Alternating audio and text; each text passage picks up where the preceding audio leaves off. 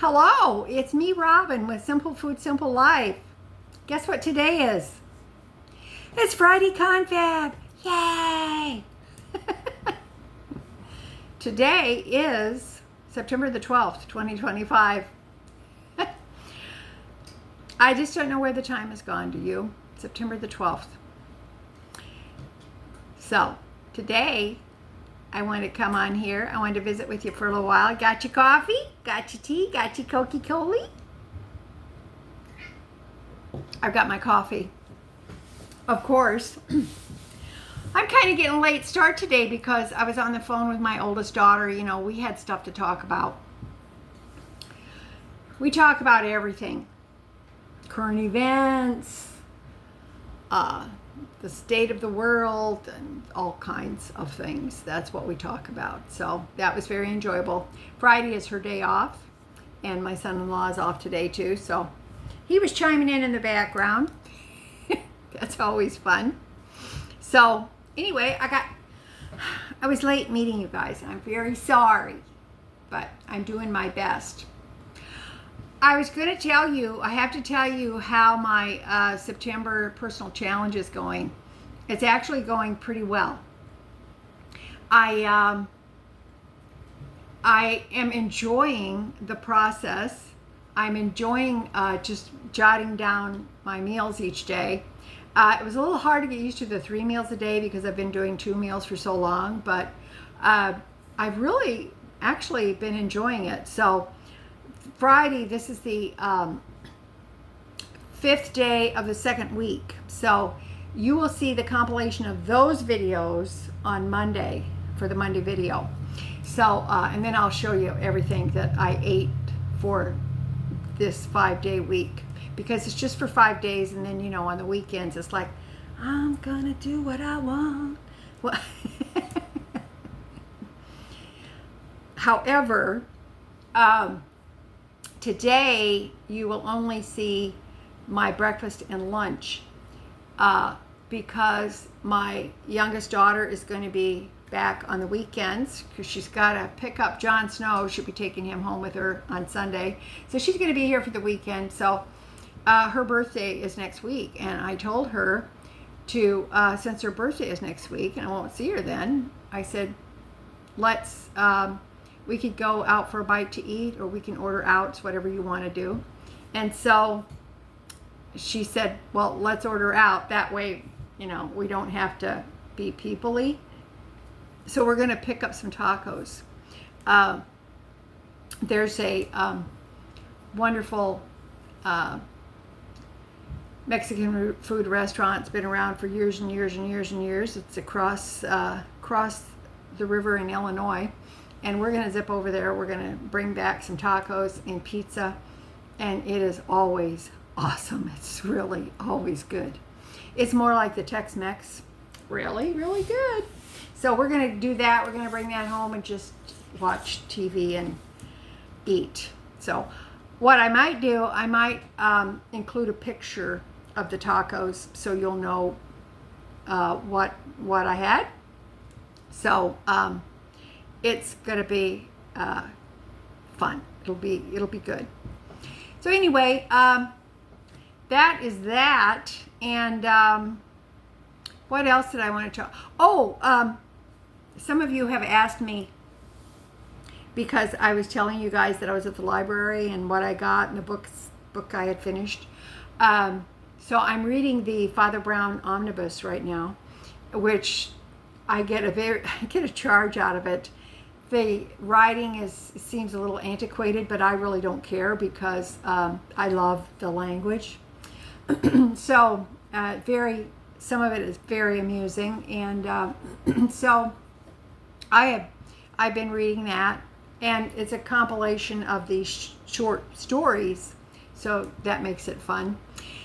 And but some of you asked me what I read and what I like to watch on TV and all of that. So I was thinking about maybe I would do a separate shorter video, maybe a video extra, and show you, take you downstairs to the library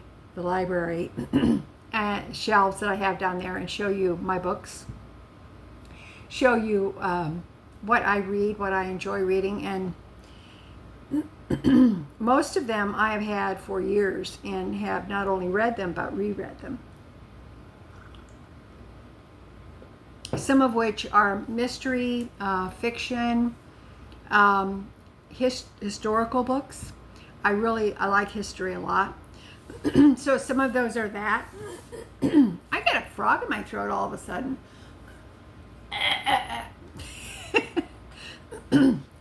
got a frog in my throat. It's the first fresh meat I've had all week. What?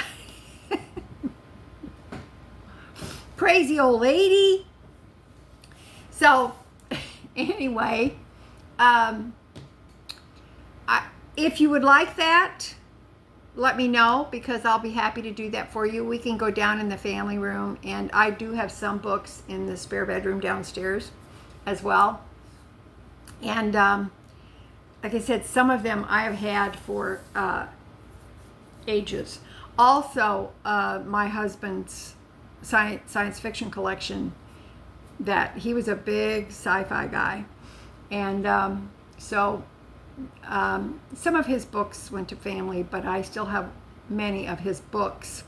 And he was a science fiction kid, and he never tired of it.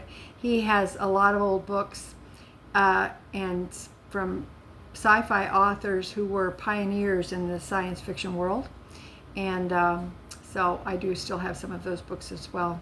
So if you would like to see those, and if you would like to talk about that, and I'll give you a little mini tour of where they're kept and how nice it is, let me know. And I'll be happy to do a video extra for you, and we can take a look at it. So now, there's something I've been thinking about talking to you guys about, because let me pull it up here. Got my iPad, because I thought it might be some good information that you might like to know. Make sure I find it. Okay. Now, I don't get SNAP or EBT or anything like that. I know many people do, and some of you may as well. And I know there's been some conversations and some controversies about the EBT, the Electronic Benefits Transfer Cards, and the Supplemental Nutrition Assistance Program, SNAP. So, and the changes that may be going into effect with that. I was really confused about that myself, and I really looked things up, because I felt like there was some confusion about it. So I did a little bit of research on it. I thought I would share it with you, but I would highly recommend that if you are benefiting from those types of programs, or if you know someone who is, and most of us do, it's good information to have.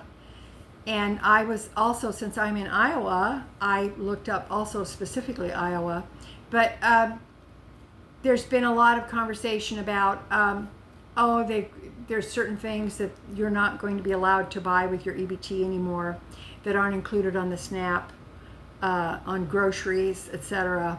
And plus, I know there's been some YouTube videos about that, about, not being able to getting specific things like getting up to the checkout and all of a sudden being told you can't purchase those things anymore.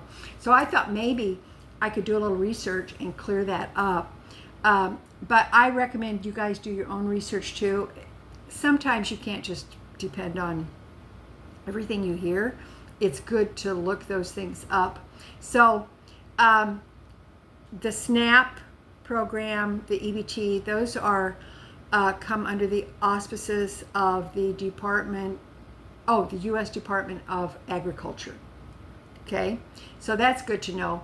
you can go to the website for the U.S. Department of Agriculture, and you can look these things up. So the changes that are being made with things you can purchase with the EBT, that's not necessarily nationwide, okay? That's a state by state thing. And not all states are making changes because the federal government implements the SNAP, and then the federal government sets the guidelines for SNAP, but it's up to the states within each state to implement the SNAP program. Okay, and yes, evidently because of the Great Big Beautiful Bill or whatever it's called, there are some changes overall that's going to be made, which do not go into effect, I don't think, for a while. But these changes within the states don't go into effect until 2026.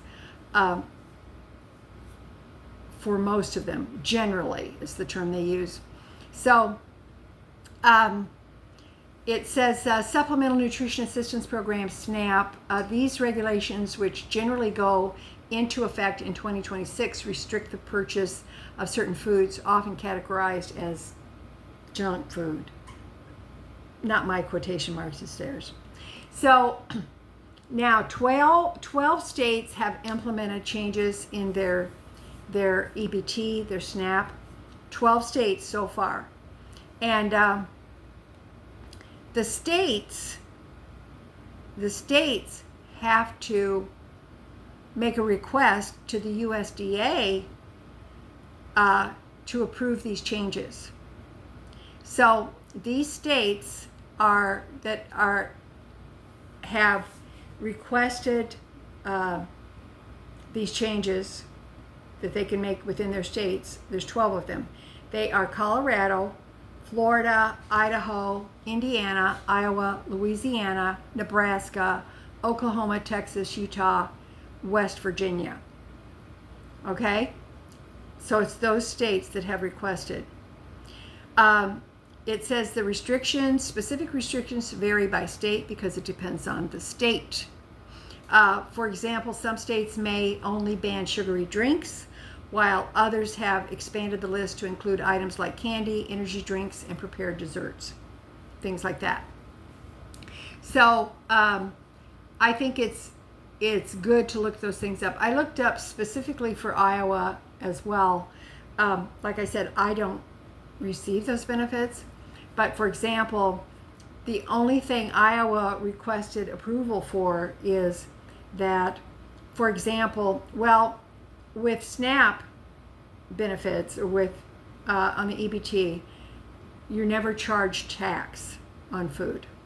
Some states have tax on food, but as long as you're using the EBT, you're not charged any tax. It's against the regulations. So what Iowa said, okay, when a person comes in and they're just paying cash or credit card or whatever, they're not using any SNAP benefits, there are taxes charged on certain food items, and no taxes charged on other food items. So the food items they charge tax on is candy, candy bars, sweetened or sugar-free drinks, soda, energy drinks, gum, those kinds of things. So what Iowa did, they asked the USDA to approve of them removing those from the SNAP program so that they cannot buy them with their EBT.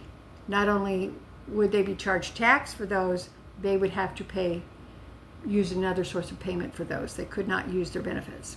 So I just kind of wanted to look at that. However, if you have an EBT in Iowa and you cross over to Illinois and use them, Illinois doesn't have anything like that, any restrictions on their EBT of that nature. So you can go over there and you can buy food or whatever you want without being dinged for those things.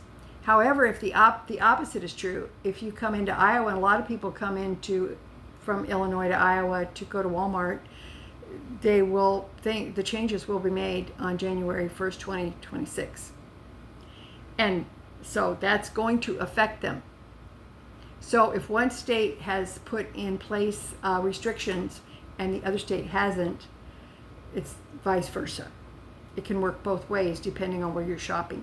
So I thought that was really something that was very good to know. There was something else here too. Now, let me know. Let's talk in the comments. Let me know what you, if your state has implemented anything like this. But those are the 12 states so far. Now, since I've done this research, I don't know. There may be other states who have asked for permission to change their system in their state from the U.S. Department of Agriculture. I don't know. That could be.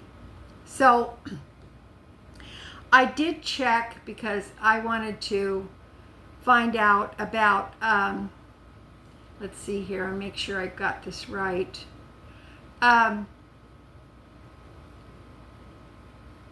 Just to be sure. Hang on. I just want to make sure. Now, there are going to be changes on the federal level to the SNAP benefits, to the EBT and the SNAP. There's just going to be some changes because of the big beautiful bill thing. So you really might want to look into that. Okay. So the U.S. Department of Agriculture oversees the SNAP program. Okay. It sets overarching rules. It says it provides the funding for the benefits themselves. Okay, that's federal. Those are from tax dollars, and sets general guidelines for who is eligible. So, but it says the USDA can also approve waivers that allow states to change certain rules. So that's what's happened with the 12 states. They submitted a request for a waiver to change the program, to tweak that program within their state. And some of them are more stringent and some of them are less. For example, Iowa's is a little more stringent than Colorado because I kind of did a little search on that. So, but the states have to administer the program. So it may vary depending on the state that you are in. So, and they also, the states handle the administrative side of it. Because when you apply, you're not applying on a federal level, you're applying in the state in which you live. So that makes a difference.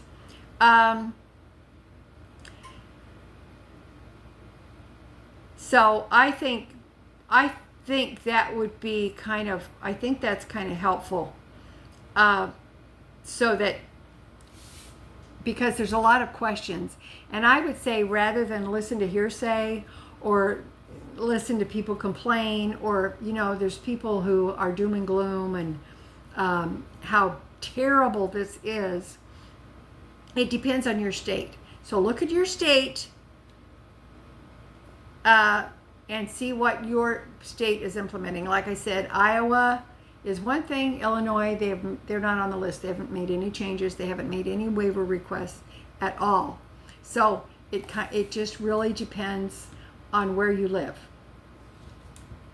Does that make sense to you? I thought that might be kind of helpful,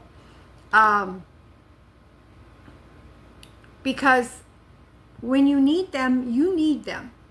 Okay? There's no shame in that. When you need those benefits, when you are eligible for those things and you need them, I think it's great that they are available. And but I also think that it helps if you are educate yourself on these things. Okay. Let me make sure if there was anything else here. And also, I found this kind of interesting. The Thrifty food plan. TFP is a cost-effective, nutritious diet plan used by the USDA to set maximum monthly benefit allotments for the Supplemental Nutrition Assistance Program. And this is how they work that. They make annual adjustments to that. It depends on the rate of inflation and the consumer price index. Oh, see, it gets into the weeds, right? And for all urban consumers. So this ensures that the cost of the food basket keeps pace, it says, with the rising food prices. So, but the issue is that the cost of the TFP, the Thrifty Food Plan, in June of each year is used as the basis for setting the SNAP. So this past June, it would have been said it's not going to do anything evidently till next June.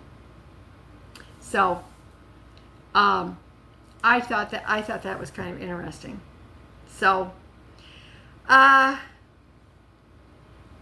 think that is also good to know, because I think it would probably be impossible for it to keep up with inflation or current food prices. So I think that was kind of interesting.